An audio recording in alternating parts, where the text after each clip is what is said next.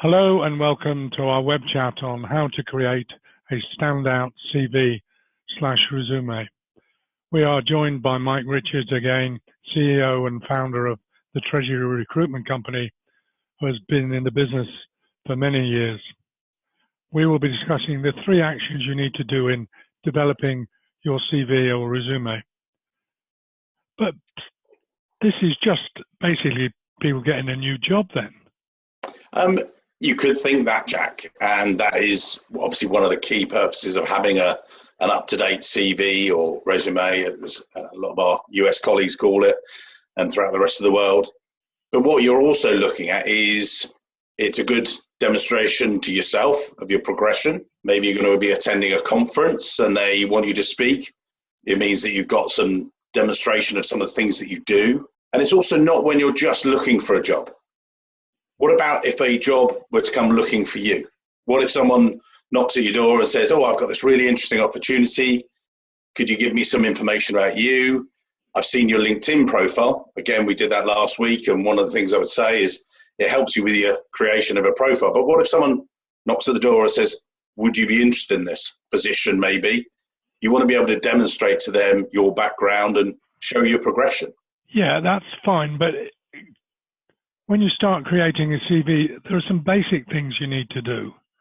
There are, and I'm not, not as simple as this, surely.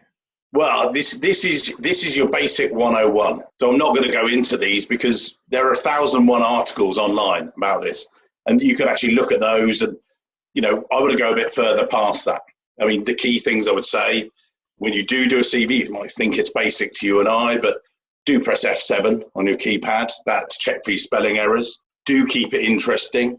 Don't have, I love beer at hotmail.com on your CV. You might do, but I think that Hotmail address is already gone. One of the good things you want to do is on there, don't have lots of boxes. That's one of the things. Some people, they make this mistake of saying, "Oh, I'll have a CV which shows my different skill sets in cash management or treasury management systems." It doesn't make it readable. And that's what we're going to go on to in a minute, that we want to try and keep it simple for people, that they can engage with you. And if you like, your CV, when it first arrives on someone's desk, you only get one chance to make a first impression. So you've got to make it a good one. So make sure you've covered all of these, as you say, basic things before you even think about moving on with them if you're applying for a role, for instance. So you've got the basics right. What do you do now? Well, as the headline says, you've got to be someone's painkiller. And what I mean by that, you've seen a position you want to apply for, or someone's approached to you about a role. You want to say, right, as they pick up your CV, they can actually see that you're going to take away their headache. Are you the person that's going to be able to look at their pain points, what they want to know? What they're there, say they're going through a big period of change. They want to know that you'll be able to cope with that. You'll be able to help them. Maybe they're implementing, as you can see there, Kermit with a bit of a headache. Make sure that, if your role will be very much focused on systems. Which ones have you used? Tell me how you've taken a project from A to B. How much money have you saved? Basically, be there, as we say, painkiller, but be their paracetamol. Take their headache away. And a part of that as well is I see a lot of general personal statements at the top of CVs, very generalist, and say, "I'm a flexible, motivated individual." Well, aren't we all? Don't make it general. Maybe just pick out a couple of the major sentences from your background and the background of the opportunity you're looking at, and actually identify where you can make a difference and add value, if you like. So in a way, a CV is really what you can do for them. Yes. Yeah. And it's all about that. And people said to me before, they said, "Oh, should I tailor my CV when I'm applying for a job?" Well, yes, you should. If you want the job, that is. Don't just send your generalist CV. "Oh, here you go. Here's a bit of a chat about me." Well, they don't really care about you. They want to know that you're going to help them, but they care about them. They care about, as we said, their pain points. And they want to be interested enough in you to go from there. So if you've got this far, what do you do next? So when you read that CV, maybe when you're proofing it and things like that, give it to one of your friends. You want them to be critical as well. You want them to be interested in you.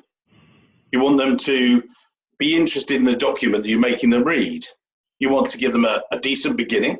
What I mean by that is talk through how you started your early career, your education, and how you've become the Treasury professional you are today. How have you grown and developed? How have you got to this point? It's what's the word? It's if you like, it's your hook point. So what makes you interested? Why would I bother to read this document? Then, as it goes through, as we say in chronological order, where does it take you next? This person, yeah, I want to interview them. Let's get them in the door. Let's meet them and actually talk about their background. And this thing about what you're looking for, that can be a hostage to fortune. You can look very stupid, or you can look really sensible and attractive. How do you stop yourself being stupid? I think it goes back to the paracetamol, goes back to being their pain point. And I think from reading your CV, it needs to be that you are the solution to their problems and that they would see this role or opportunity as your natural next step. You can see that you're going to be realistic. And if you like, a CV is very simple as well. A lot of people get really hung up about it. One thing I would say is don't. Just relax about it. As long as it covers your background and it's the right way of describing yourself, if you like, it's your passport to getting an interview. How long should it be? It's not War and Peace. Doesn't need to be that long. That's already been written. It shouldn't be a leaflet. I know that in a lot of my US clients, they keep it to one page or try and cram it down.